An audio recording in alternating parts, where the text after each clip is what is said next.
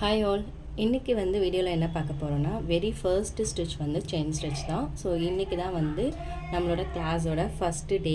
So இந்த first டேயில் பார்த்திங்கன்னா நம்ம என்ன ஸ்டிச் பார்க்க போகிறோம், செயின் ஸ்டிச். ஸோ இந்த ஸ்டிச்சில் வந்து நீங்கள் எவ்வளோ ஸ்ட்ராங்காக இருக்கீங்க, அதாவது ரொம்ப ஃப்ளெக்சிபிளாக உங்களால் ஒரு செயின் ஸ்டிச் போட முடியுது அப்படின்னு நீங்கள் வந்து ஸ்ட்ராங் ஆகிட்டிங்கன்னா ஸோ நீங்கள் அதுவே வந்து ஆரி கம்ப்ளீட் பண்ணுறதா வந்து அர்த்தம் தான். ஏன்னா இந்த ஒரு ஸ்டிச்சை தான் வந்து நம்ம மெயினாக வச்சுருந்துட்டு எல்லாத்தையுமே வந்து இந்த ஸ்டிச் மூலயமா தான் நம்ம வந்து பில்டின் பண்ணியிருப்பாங்க. ஸோ இந்த செயின் ஸ்டிச் தெரிஞ்சாலே உங்களுக்கு அடுத்தடுத்து எல்லா ஸ்டிச்சஸுமே போகிறதுக்கு ரொம்பவே யூஸ்ஃபுல்லாக இருக்கும். அதனால தான் எப்போவுமே ஃபஸ்ட்டு ஒரு 1 வீக் பார்த்திங்கன்னா ஆரி கிளாஸ் ரொம்ப போரிங்காக இருக்கும், இந்த ஸ்டிச்சஸ் வராது, ஐயோ கிளாஸே வந்து நம்ம பேக் எடுத்துக்கலாம், வேண்டாம் என்னால் முடியாது அப்படின்ற மாதிரி நிறைய ஒப்பீனியன்ஸ் வரும். ஸோ நம்மளால் இது ட்ரை பண்ண முடியாதுடா, ரொம்ப கஷ்டமாக இருக்கும் அப்படின்னா. ஆனால் அந்த மாதிரிலாம் இல்லவே இல்லை. நீங்கள் சில்க் த்ரெட்லேயும் ஜரி த்ரெட்லேயும் வந்து ப்ராக்டிஸ் பண்ணிட்டீங்க அப்படின்னா இதுக்கு அடுத்தடுத்து வரக்கூடிய ஸ்டிச்சஸ்லாம் நம்ம வந்து ரொம்ப சீக்கிரமாகவே கம்ப்ளீட் பண்ணிடலாம். ஏன்னா இதுதான் வந்து பேசிக்கு. ஸோ இந்த பேஸில் நம்ம ஸ்ட்ராங் ஆகிட்டோம். ஸோ இந்த பேசிக்கில் இந்த பேஸ், ஸோ பேஸ் எப்போவுமே நமக்கு ஸ்ட்ராங் ஆகிடுச்சுன்னா அடுத்தடுத்து எல்லாமே ஈஸியாகிடும் இல்லையா. ஸோ அந்த மாதிரி தான் இந்த செயின் ஸ்டிச்சில் நீங்கள் ரொம்பவே ஸ்ட்ராங் ஆகிடணும். எப்போவுமே வந்து பார்த்திங்கன்னா நிறைய பேர் வந்து ஷூவிங் த்ரெட்டில் ஸ்டார்ட் பண்ணலாம் அப்படின்வாங்க. என்னை பொறுத்த வரைக்கும் நம்ம வந்து இந்த ஜரி த்ரெட்டில் ஸ்டார்ட் பண்ணலாம். ஸோ ஜரி த்ரெட்டில் வந்து உங்களுக்கு போட கம்ஃபர்டபுளாக வந்துருச்சு அப்படின்னாலே உங்களுக்கு ஒரு கான்ஃபிடென்ட் லெவல் அதிகமாகிடும். ஸோ என்னாலையும் போட முடியும் அப்படின்ற மாதிரி. ஸோ ஜரி த்ரெட் வந்து நம்ம எப்போவுமே வந்து சிங்கிள் த்ரெட்டாக தான் எடுப்போம். அதே மாதிரி ஸ்வீவிங் த்ரெட்டும் பார்த்திங்கன்னா நம்ம வந்து சிங்கிள் த்ரெட்டாக தான் எடுத்துப்போம். ஸோ இந்த 2 த்ரெட்டும் வந்து நம்ம சிங்கிளாக எடுக்கும்போது இதில் போடுறதுக்கு நமக்கு ஈஸியாக இருக்கும் ஸ்டிச்சஸ் போடுறதுக்கு. அதுமாதிரி ஜரி பார்த்திங்கன்னா உங்களுக்கு கொஞ்சம் ஸ்டிப்பாக இருக்கும், நமக்கு வந்து ஈஸியாக இருக்கும் இந்த த்ரெட்டை ஹேண்டில் பண்ணுறதுக்கு. ஜரியில் வந்து 2 பிராண்ட் இருக்குது, A1 இருக்குது அண்ட் வந்து டைலாஜி இருக்குது. ஸோ நான் இப்போ போடுறது வந்து டைலாஜியில் போடுறேன். உங்களுக்கு A1 வந்து எப்படி இருக்கும்னு பார்த்தீங்கன்னா, ஸோ இது வந்து A1 ஜரி. இந்த ஜரி பார்த்திங்கன்னா உங்களுக்கு கிட்டத்தட்ட வந்து நமக்கு நூல் மாதிரியே இருக்கும், நம்மளோட இந்த ஸ்விவிங் த்ரெட்டோட நூல் மாதிரியே இருக்கும், ரொம்ப இன்னும் கொஞ்சம் ஃப்ளெக்சிபிளாகவே இருக்கும். அண்ட் இன்னொரு பிராண்ட் வந்து இது நான் இப்போ போடுறது வந்து டைலாஜி. ஸோ இதில் நான் வந்து டைலாஜி பிராண்டில் நிறைய ஷேட்ஸ் வந்து அவைலபிளாக இருக்கும், காப்பரு, சில்வரு அண்ட் கலர் த்ரெட்டுமே வந்து அவைலபிளாக இருக்கும். ஆனால் ஜரி த்ரெட்டில் பார்த்திங்கன்னா இதுதான் வந்து A1 ஜரி. ஸோ இந்த ஜரியில் வந்து நமக்கு வந்து இந்த ஜரி பார்த்திங்கன்னா ஒரே ஒரு ஷேடில் தான் வரும். ஸோ இந்த ஒரு கலர் தான் வரும், இதுக்கப்புறம் வேறு எதுவும் வராது. இதில் வந்து பார்த்திங்கன்னா இந்த த்ரெட்டு வந்து நமக்கு ரொம்ப ஃப்ளெக்சிபிளாக இருக்கும், நமக்கு ஷூவிங் த்ரெட் ஹேண்டில் பண்ணுற மாதிரி ஒரு எஃபெக்ட் இருக்கும். பட் டைலாஜி பிராண்டை பொறுத்த மட்டும் பார்த்திங்கன்னா அதை விட கொஞ்சம் திக்னஸாக இருக்க மாதிரி இருக்கும், கொஞ்சம் ஸ்டிப்பாக இருக்கும். ஓகேவா. ஸோ டைலாஜியில் வந்து நிறைய கலர் வந்து இருக்கும், சில்வரு, காப்பரு, அதுக்கப்புறம் நிறைய கலர்ஸ் வந்து அவைலபிளாக இருக்கும். ஸோ டைலாஜியில் இதுதான் ஒரு ப்ளஸ் பாயிண்ட் இருக்குது. சில்க் த்ரெட்டை பொறுத்த வரைக்கும் பார்த்திங்கன்னா சில்க் த்ரெட் எப்போவுமே நம்ம வந்து டபுள் த்ரெட்டாக தான் எடுப்போம். டபுள் த்ரெட்னா இப்போ சேம் கலர், இந்த கலரில் இருக்குன்னா இதே கலரில் நீங்கள் வந்து இன்னொரு ஒரு புது நூல் கண்டு எடுத்துக்கலாம். அப்படி இல்லை எங்கிட்ட ஒரே ஒரு கலர் தான் இருக்குன்னா அப்போ பாதி இதுவும் வந்து நீங்கள் வேறு ஏதாவது இந்த மாதிரி இருக்க இதில் சுற்றிட்டு ஸோ டபுள் த்ரெட்டாக தான் எடுக்கணும். ஓகேவா. இப்போ உங்களுக்கு வந்து நான் சில்க் த்ரெட்லேயும் போட்டு காட்டுறேன் அண்ட் ஜரிலையும் போட்டு காட்டுறேன். ஸோ எப்படி வந்து உங்களுக்கு கம்ஃபர்டபுளாக இருக்குன்னு பாருங்கள். ஃபஸ்ட்டு ஜரியில் போட்டு ப்ராக்டிஸ் பண்ணுங்கள். எல்லா ஸ்டிச்சஸுமே வந்து நீங்கள் silk thread plus zari, so இதை 2த்துலேயும் ப்ராக்டிஸ் பண்ணும்போது உங்களுக்கு ஈஸியாக இருக்கும். ஸோ ஃபஸ்ட்டு ஸ்டிச்சு நம்ம எப்படி போடணுன்னு பார்க்கலாம். ஓகே. ஸோ இந்த மாதிரி ஜரியை வந்து எடுத்துக்கோங்க. ஜரியை எடுத்துகிட்டு நூல் வந்து முடிச்சு போட்டுக்கோங்க. முடிச்சு போட்ட இந்த ஒரு நூல் வந்து உங்களோட லெஃப்ட் ஹேண்டில் இந்த ஆள்காட்டி விரலுக்கு இப்படி வச்சுக்கோங்க. ஸோ ஓகேவா. ஆள்காட்டி விரலில் இப்படி தொங்கணும். ஸோ இதோட பேலன்ஸ் வந்து இந்த பக்கம் இருக்கணும், பின்னாடி பார்த்தா மாதிரி இருக்கணும், இந்த முடிச்சு வந்து உங்களை பார்த்தா மாதிரி இருக்கணும். இந்த நூலை வந்து நமக்கு பேலன்ஸ் பண்ணுறதுக்காக இந்த கட்டை விரலை வச்சு நம்ம இப்படி பிடிச்சிக்கணும்.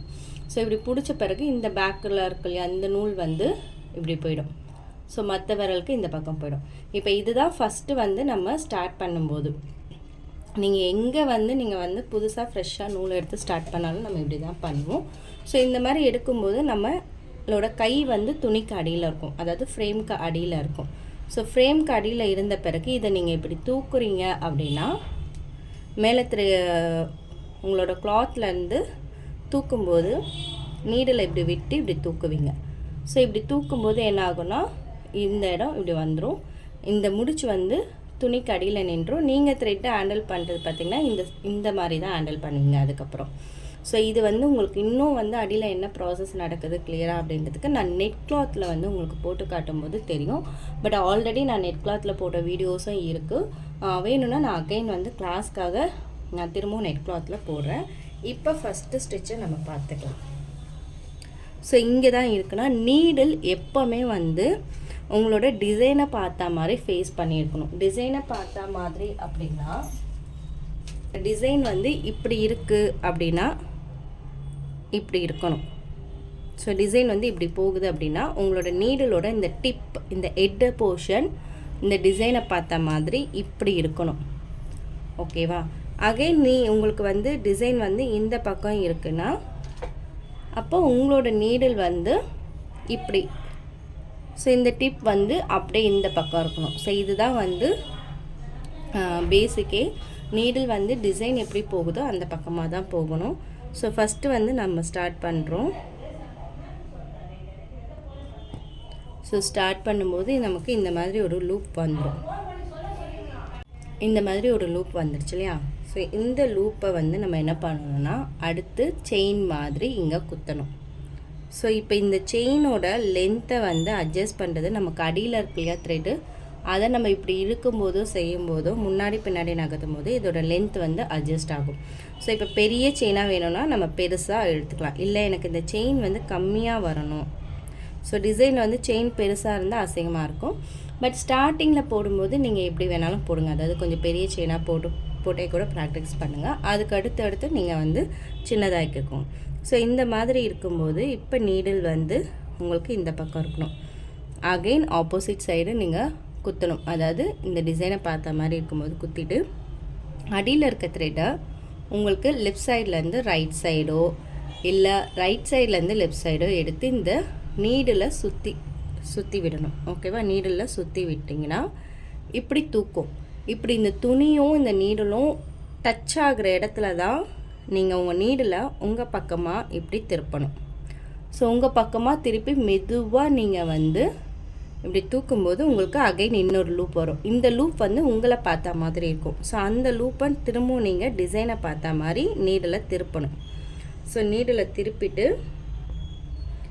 அகைன் திரும்பவும் நீங்கள் இன்னொரு ஸ்டிச் போடணும். ஸோ திரும்பவும் அடியில் நூலை சுற்றி விடணும், நீடில் சுற்றி விடணும். கரெக்டாக இந்த பாயிண்ட் இந்த மாதிரி துணி தூக்குறது தெரியுதா? இந்த துணியும் இந்த நீடலும் டச் ஆகிற இடத்துல தான், நீடில் வெளியவே இருக்கக்கூடாது.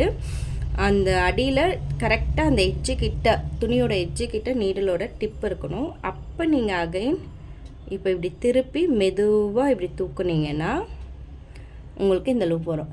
ஸ்டார்டிங்கில் இந்த துணியிலேருந்து உங்களுக்கு நீடில் இருக்கிறது கஷ்டமாக தான் இருக்கும். கொஞ்சம் நீங்கள் ப்ராக்டிஸ் பண்ணிங்கன்னா ப்ராக்டிஸ் பண்ண நமக்கு வந்துடும்.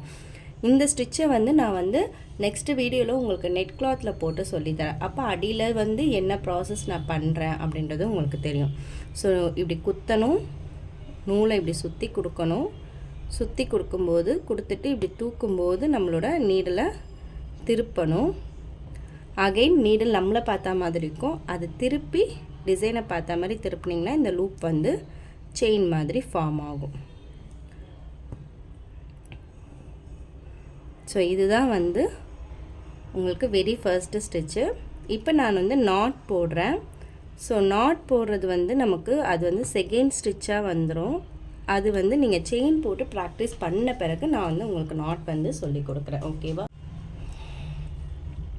இப்போ வந்து நான் சில்க் த்ரெட்டை இந்த மாதிரி ரெண்டாக எடுத்து முடிச்சு போட்டிருக்கேன். ஓகேவா? ஸோ நான் வந்து டிசைன் சின்னதாக இருக்கனால நான் ஒரு த்ரெட்லேயே இப்படி கட் பண்ணி ரெண்டாக எடுத்து முடிச்சு போட்டிருக்கேன். ஸோ இந்த ரெண்டாக முடிச்சு போட்டதை அதே மாதிரி தான் நம்ம பண்ணோம். ஆனால் இதில் ஒரே ஒரு டிப்ஸ் என்னென்னா, சில்க் த்ரெட்டை பொறுத்த வரைக்கும் நம்ம முடிச்சு போட்ட பிறகு த்ரெட்டை வந்து இப்படி ட்விஸ்ட் பண்ணி விடணும். அதாவது இப்படி ரொட்டேட் பண்ணி ஒன்றுக்குள்ளே ஒன்று த்ரெட் இருக்க மாதிரி பண்ணணும். பண்ணால் நம்ம மேலே தூக்கும்போது சிங்கிள் த்ரெட்டாக வராமல் டபுள் த்ரெட்டாக வரும். ஏன்னா ஸ்டார்டிங்கில் நிறைய பேருக்கு இந்த ஒரு ப்ராப்ளம் வரும். அதுக்காக தான் அப்பப்போ நீங்கள் வந்து அடியில் த்ரெட்டை வந்து இப்படி இப்படி ட்விஸ்ட் பண்ணி விட்டுக்கோங்க. ஸோ அப்போ ஈஸியாக இருக்கும். த்ரெட்டை வந்து ஃப்ரீயாகவே ஹேண்டில் பண்ணுங்கள். ரொம்ப டைட்டாக பிடிச்சி இழுக்கிறது செய்கிறது பண்ணிங்கன்னா உங்களுக்கு மேலே தூக்கும்போது கஷ்டமாக இருக்கும். ஸோ நான் அகைன் வந்து டிசைன் இந்த பக்கம் இருக்கு இல்லையா, நான் இப்போ அதனால் இந்த பக்கம் ஸ்டார்ட் பண்ணுறேன். ஸோ எப்போவுமே வந்து ஸ்டார்டிங் செயின் போடணும். இப்போ நான் இதில் வந்து உங்களுக்கு ஸ்டார்டிங் செயின் போடல, இதில் ஸ்டார்டிங் செயின் சொல்கிறேன். அதாவது நீங்கள் எங்கே டிசைன் போடுறீங்களோ அதுக்கு ஆப்போசிட்டாக சின்னதாக ஒரு செயின் ஸ்டிச் போட்டுட்டு அதை இப்படி இழுத்திங்கன்னா, டிசைன் பக்கமாக இழுத்திங்கன்னா அது ஒரு லாக் மாதிரி ஆகிடும். ஸோ அதுதான் ஸ்டார்டிங் லாக்கு.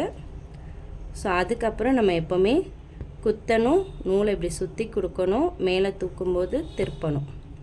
ஸோ இப்படி திருப்பிட்டு அகைன் திருப்பணும், இப்படி திருப்பணும், இப்படி குத்தணும், நூலை சுற்றி கொடுக்கணும், அகைன் ரொட்டேட் பண்ணிவிட்டு நம்ம பக்கமாக இப்படி திருப்பணும்.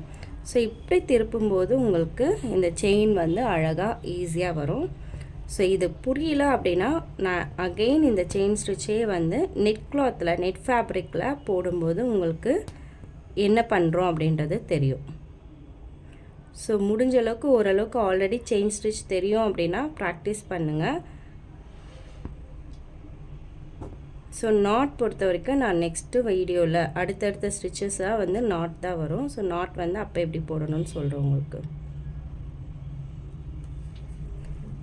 ஸோ இப்போ இதுதான் வந்து செயின் ஸ்டிச். ஓகேவா? ஸோ டே 1ஓட கிளாஸ் வந்து முடிஞ்சிடுச்சு.